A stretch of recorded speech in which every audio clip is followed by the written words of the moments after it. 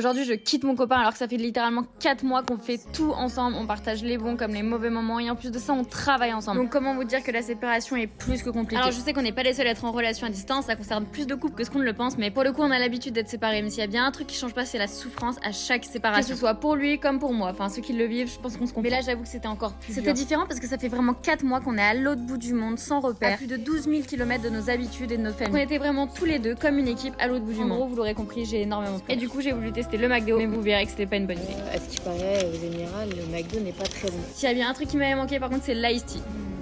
Petite dégustation. Les frites, elles manquent de sel. Je goûte. Rien qu'à l'odeur, je sens qu'ils sont pas bons.